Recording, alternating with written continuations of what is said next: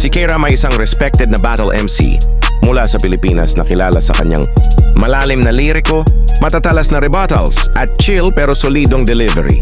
Isa siya sa mga haligi ng Flip Top Battle League lalo na nung early years ng liga. Kasama siya sa mga tinatawag na OG o Original Gangsters ng Flip Top. Paano siya nagsimula sa battle rap? Underground scene. Bago pa man ang Flip Top, aktibo na si K-Ram sa underground hip-hop scene. Kasama siya sa grupong Ampon, anak ng pating original na nagwawala. Isang kolektibong hip-hop na binubuo ng mga lyricist na may matitinding wordplay at conscious rap styles. Dito na-develop ang kanyang husay sa pagsulat at pag-perform. Flip Top debut, unang lumabas si K-Ram sa Flip Top noong 2019. Sa battle niya kontra One Lie Ace at ito ang unang tapak niya sa entablado.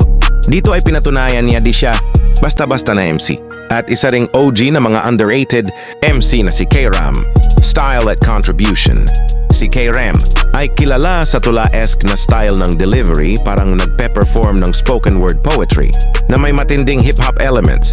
Malalim ang kanyang mga linya, madalas ay may double meaning at kadalasang kailangan ng masusing pakikinig para magets ang buong impact. Isa rin siya sa mga unang nagpakita ng intellectual approach sa battle rap. Hindi lang puro insulto, kundi may social commentary at artistic value rin. Kilala din siya sa mga wordplay na may twist sa dulo at mga kwelang mga salita. Nananatili siyang respetado at influential na figure.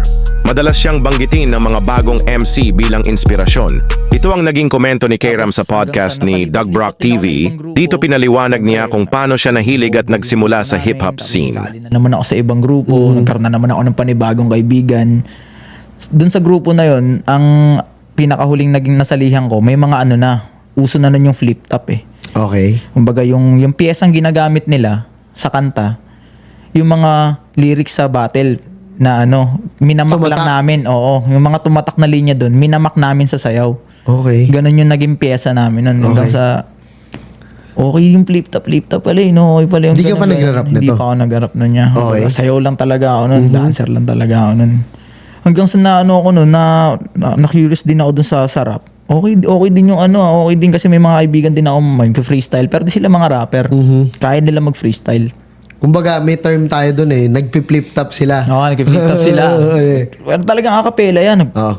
Ano kami nun, dancer kami nun. Tapos maglalaban-laban sila bigla. Kahit yung mga ano, yung mga sinasabi nila dun, nasabi na talaga sa YouTube. Kumbaga, hindi nila original yun na ano. Ini-spit lang nila. Anong alam namin. Feeling nila sila si Looney. Oo, ganun. Di ba?